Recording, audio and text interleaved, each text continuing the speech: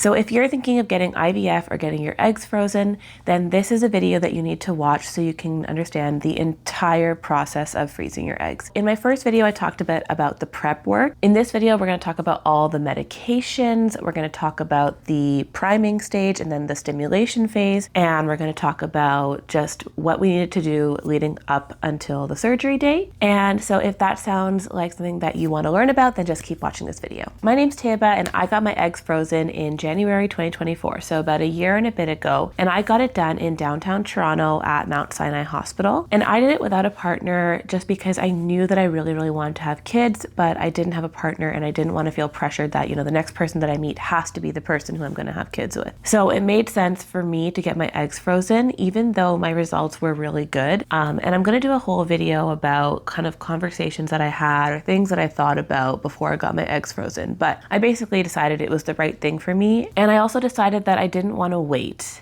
until, I was 34, 35, 36 to get it done. I got it when I was 30 years old and it's the best decision that I ever made. So I'm really happy that I decided to go ahead with it. So in this video, we're gonna go over the 5 steps or 5 different phases of me getting my eggs frozen. The first phase was meeting with the nurse practitioner after I'd done all my initial blood work and ultrasound and all that stuff. And I talked to the nurse practitioner about my probability of having a live birth and decided to go ahead with the procedure. So what she told me, 85 to 90% of the eggs survive the procedure, and then 70 to 80% of those get fertilized. 50% of them result in an embryo, and then about 30 to 50% of those are genetically normal and kind of like ready to implant. So that's just something that's important to keep in mind in terms of seeing, okay, do I need to do 1 cycle, 2 cycles, 3 cycles? How many cycles do I need to feel comfortable if that's the attrition rate or that's the breakdown rate between each level? And one thing that's also really helpful for you to know is your AFC or your antral follicle count. The higher the number, the higher the chance of success, but also the lower your dose is probably going to have to be to stimulate the follicles because the more probability you have of actually getting eggs in there. So that was the first thing, just understanding where I was at, meeting with the nurse practitioner, figuring out what my likelihood was and if I wanted to go ahead with egg freezing. And I said yes. So we went to the next step, which was to wait for my next period. And then once that period starts, it's kind of like go time.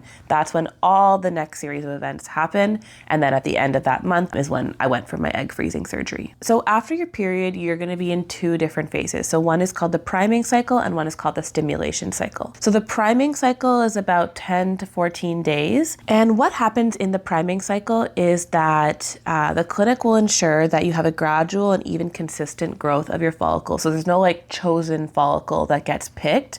And the way that they do that is by putting you on birth control, or there's, I think, another prime called an estrogen prime. But for me, I did a combo oral contraceptive, so estrogen and levonorgestrel prime, and I did that for 10 days. So again, what that means is that by being on the birth control for 10 days, it ensures that your body doesn't pick one specific follicle that it wants to become the chosen follicle, and then that's the one that it decides to turn into a full egg. So in doing so, you're able to have even growth of the follicles. And then when you do the stimulation phase, then you have a chance of getting an egg in each of those follicles. So I did birth control for 10 days and I actually created a really cool chart that I'm going to share as well in the description box down below. And I'm going to talk you through all the different things that I did. So I got my period on the 4th, which is day 1, and then I called the clinic, let them know that I had my period, and then they essentially looked at my previous blood work results and my follicle count and all this stuff and decided, okay, for you, a 10-day birth control prime will work for you. So that's when I started the birth control, which is these pink circles that I'm gonna just show on the screen here so you can see all 10 days. So I had my period on the 4th and I started my birth control on the 6th. I did that for 10 days. And you'll also see on the 7th, I had an appointment that was for injection teaching, because in the second half, in the stimulation phase, that's when you're gonna be on injectable medications. And that's gonna be for me, it was 9 days because my eggs were kind of ready by that point. But for some people that could be a longer period of time. So yeah, I did the birth control for 10 days and then there was a couple days in the middle where I didn't have anything. So the 17th, 18th, 19th, there were 3 days where I didn't have any medications, nothing. So after the priming phase, that's when you get into the stimulation phase. And at this point, I was feeling totally fine, no side effects. I wasn't really experiencing anything at all. Then again, I was on birth control for many years before and I never had any side effects. So I wasn't really expecting anything, but just to say I didn't have any side effects. I felt totally normal. The clinic did tell me to avoid any like sudden twisting or running, jumping, or anything like high impact like that. They also told me to watch my caffeine, and they also counseled to watch alcohol intake and avoid cannabis while you're doing this whole cycle. So then after the 3 days of no medications on the 20th, that's when I went back to the clinic. I had an appointment, I had an ultrasound, and I had blood work. And the blood work that I got done is all listed here on the left-hand side. So I got a follicular ultrasound, and then I got estradiol, LH, progesterone, and a beta HCG test. I think that just happens on that one visit because they want to make sure that you're not pregnant, which that wasn't going to happen, but still good to know. So I had all those visits in the morning, and then they called me in the afternoon with what my injectable dose was going to be. So I knew it was going to be the gonal F, which is foliotropin, but I just didn't know the dose. So you'll see in the chart, I put all the injections and medications on the right-hand side, and then I use the same symbols on the graph. So you'll see on the first 4 days of that stimulation phase, I was on gonal F. So there's those 4 days here.